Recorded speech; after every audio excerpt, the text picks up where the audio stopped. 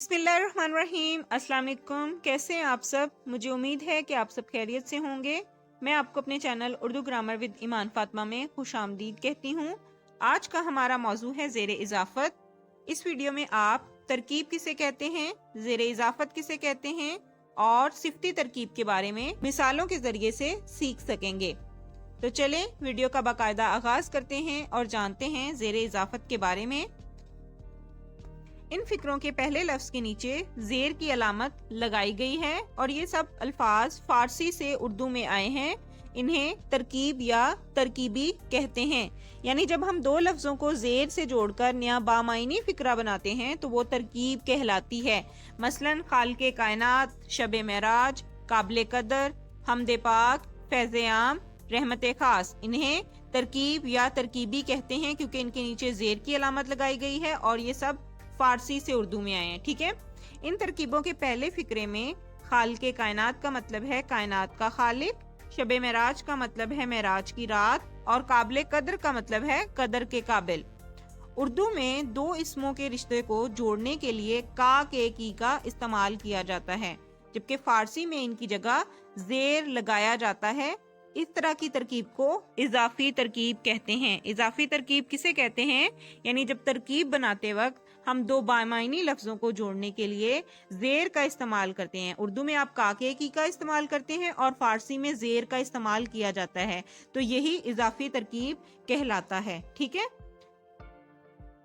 अब आप दूसरी तरह के फिक्रों में देखें कि हमदे पाक, फैज़े आम, रहमत खास। हमदे पाक का मतलब है पाक हमद, फैज़े आम का मतलब है आम फायदा, इसी तरह रहमत खास का मतलब है खास रहमत। अब इन फिक्रों के ऊपर अगर आप गौर करें तो इनके नीचे जेर तो आई है, जेर की अलामत तो लगाई गई है, लेकिन इनका मतलब का के की का नहीं है, तो यही सिफ्ती तरकीब है। ठीक है। पिछले जुमलों में आपने देखा था कि जो लफ्ज थे उनको जोड़ने के लिए जिस जेर का इस्तेमाल किया गया था उसका मतलब था का के की का, लेकिन यहाँ पे जो जेर इस्तेमाल किया गया है इसका मतलब का के की का नहीं है। ठीक है।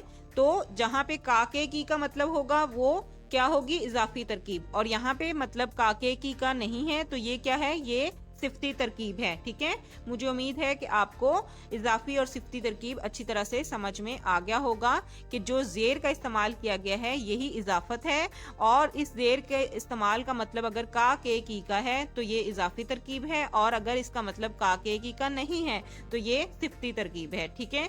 नेक्स्ट आप देखें, इस इक्तबास से जेर इजाफत वाली तरकीबें तलाश करके लिखें। इस सवाल में आप देखें कि आपको एक इक्तबास दिया गया है और इस इक्तबास में से आपने जेर इजाफत वाली तरकीबें तलाश करनी है और उनको लिखना है। ठीक है। इक्तबास क्या है? अहदे शबाब में हजरत उमर नस्बदानी, सिपागरी, पहलवानी और मुकर्ररी में हिस्सा लेते थे।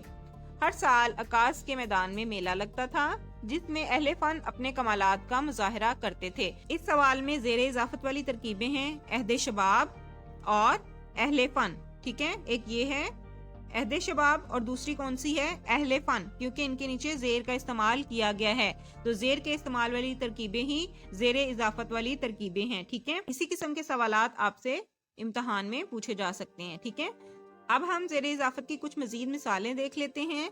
कताए नजर यानी इसके सिवा, अरबाबे निशात, नाचने गाने वाले, चिरागे राहगुजर, रास्ते का दरिया, हरीमे नाज, महबूब का घर, दर्द शिकम, पेट का दर्द, हुस्ने दुनिया, दुनिया की खूबसूरती, कारे खैर, नेकी का काम और रसूल खुदा यानी अल्लाह के रसूल। अब आप इन पे अगर गौर करें तो इन सब के नीचे जेर का इस्तेमाल किया गया है, तो इसका मतलब है ये इजाफत वाली तरकीबें हैं, जेर इजाफत वाली तरकीबें हैं। ठीक है। मुझे उम्मीद है कि आपको जेर इजाफत अच्छी तरह से समझ में आ गया होगा। अगर वीडियो पसंद आए तो इसे लाइक और चैनल को सब्सक्राइब जरूर कर लें ताकि मेरे आने वाली हर वीडियो आपको मिल सके। अल्लाह हाफिज।